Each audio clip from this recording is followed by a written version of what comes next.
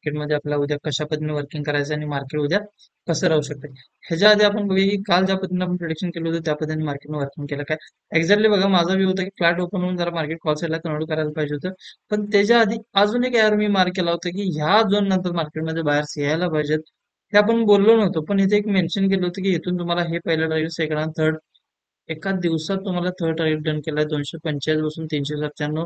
Total 150 पॉईंटची rally फक्त आपल्या प्रिडिक्शनच्या जोरावर किंवा एखाद्या लेवलवरून एखाद्या लेवलला जाणं नॉट अ जोक, त्याच लेवलपासून रिव्हर्स येणं किंवा त्याच लेवलपासून अप जाणं इतकं पण भाग इझी नाही.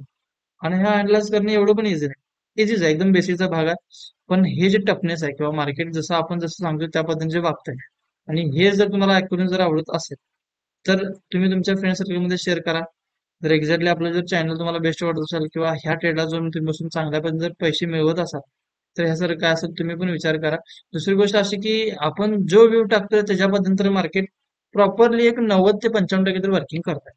असं ज्या वेळेला आपण प्लॅनिंग केलं त्या प्लॅनिंग तर मार्केट झालेलंच आहे. कालचं प्लॅन थोडं वेगळं होतं पण इथं माझे लेवल्स मेन्शन होते की ह्या झोन पासून कॉलला जायला पाहिजे. आता पण लेवल्स फिक्स आहेत. इथून मला कॉलला कंटिन्यू बसायचं आहे. इथून मला टार्गेट इथं पण मिळू शकते. ह्याच्यावरती गेलं की इथं पण टार्गेट आपल्याला मिळू शकते. खाली यायचं म्हटलं ह्या झोन नंतर तुम्ही खालच्या साईडला पण बसू शकता. इथं थोडं जरासं चेंज होईल झोन. तुम्हाला एक्झॅक्टली सकाळी पाठवून देईल किंवा आहे ते कंटिन्यू पण राहू शकतो. त्यानंतर बघूया बँक निफ्टीमध्ये कशा पद्धतीने वर्किंग करू शकतो आपण. ओके. तर बँक निफ्टीमध्ये बघा एक्झॅक्टली आपण टाइम फ्रेम वापरतो ते 15 मिनिटाचा टाइम फ्रेम बँक निफ्टीमध्ये इथं वापरतो. तर बँक निफ्टी टाइम फ्रेम नुसार कॉल साईडला ब्रेकआउट आहे. ऑलमोस्ट हा माझा इथे स्टॉप लॉस दिसतोय आणि हा 50,772 हा स्टॉप लॉस धरून फ्लॅट जर किंवा इथे जर ओपन झाला तर एंट्री मारू शकता. तुमचं टार्गेट 51 170 हे राहू शकतं. इथून जर सस्टेनेबल रिव्हर्स येण्याचे चान्सेस आहेत आणि मधला नोट ट्रेड आहे ह्याच्यावरती गेलं तर इथं पण मार्केटमध्ये रॅली येऊ शकते. ज्या पद्धतीने आपण ह्याच्या आधी प्रिडिक्शन केलं त्या पद्धतीचं प्रॉपरली मार्केट वर्किंग केलं आणि इथून पुढे पण करत राहणार.